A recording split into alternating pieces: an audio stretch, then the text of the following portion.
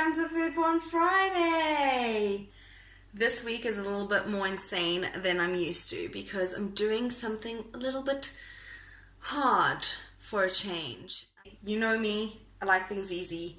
Pasta in a packet, so much simpler. But today, I'm making pasta from scratch. All I have here, flour and eggs.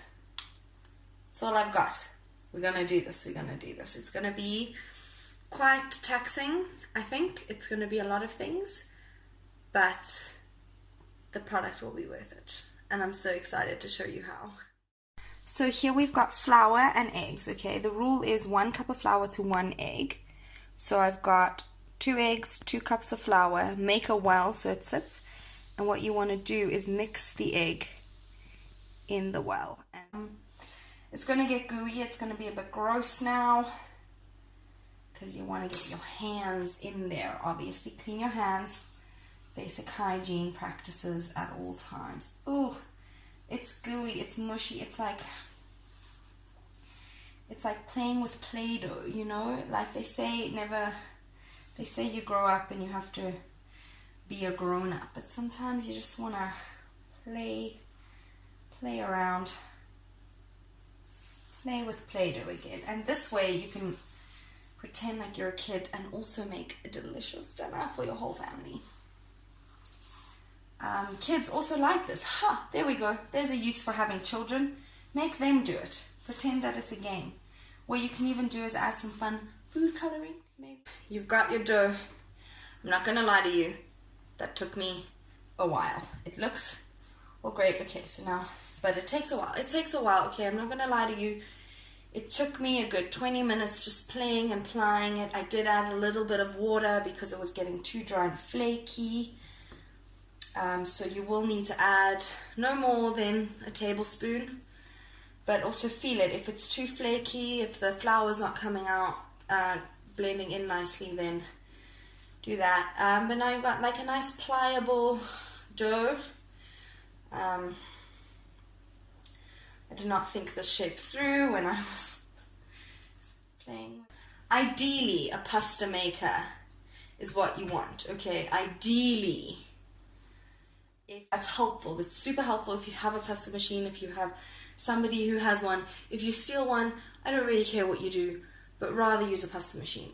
Or if you have really strong arms, I don't know how to flex my arms because it's just...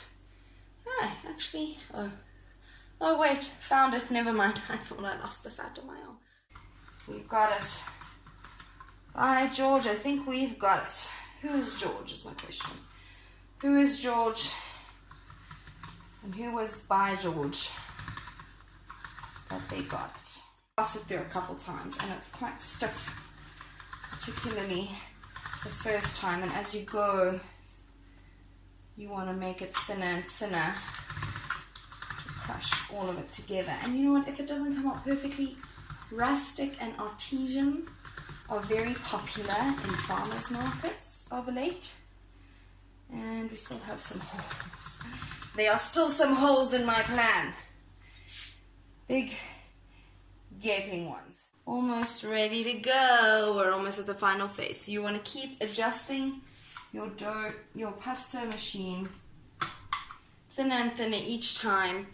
At the beginning it's going to be a bit holy and not fit really nicely, so just fold it over and pass it through, fold it over, and then it'll fill in the gaps as you go. And as I get thinner gradually as I went, now I've got a really thin dough that I'm going to cut into slices about as long as I want the pasta to be. I'm going to do a linguine or fettuccine, that kind of size. So you want to cut it not too long, and what I've done is I've taken a hanger and cleaned it so that I can hang it over here to dry a bit, because you want it to dry just a little bit, not too much, so that it gets like that flour dry, like what's probably on your hands at this stage. Ready to cut. I'm so nervous because it really works out right the first time. Okay,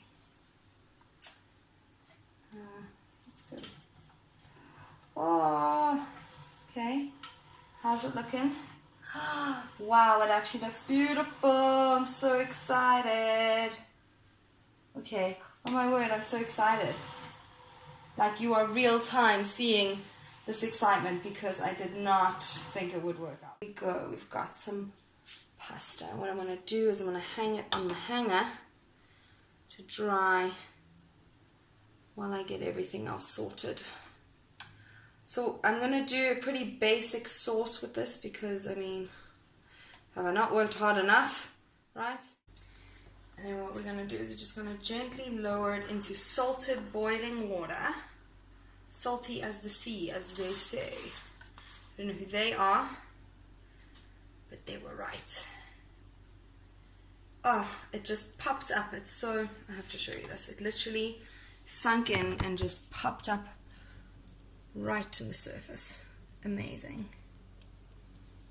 Looks beautiful. You just let it sit for a couple minutes. Literally 5 minutes. You want to make sure it's cooked properly though, because remember there's raw egg. And we've got some cream. Some herbs, Italian herbs, and the bacon. It's that simple. That's all you need. You can add some tomato in it if you want. Sometimes I do some cherry tomatoes to slice up, but I don't really feel like doing that now. You can add some avo on afterwards if you want to make it a bit more vegetarian. Take the bacon out, add some halloumi cheese.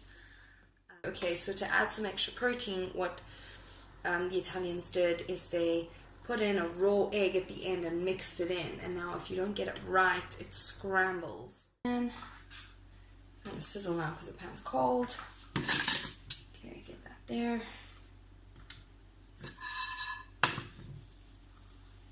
Some cream. Get the cream going. Doesn't have to be a lot of cream. Just a splash. Herbs. Hazard. So the ideal time actually is to take it out of the pot, drain the pasta, put it in a bowl, put the raw egg then. But I like to tell myself that it will scramble, it will less likely scramble if I have all the other ingredients in, which I think is a flawed theory. Okay, I'm ready. Fork. It's too soon, I'm not ready. Okay, mix it in. Okay, perfect, okay. Perfect, delicious. So the idea is the heat from the cooked pasta cooks the egg. The heat from all the cream and the pasta and everything cooks the egg. And there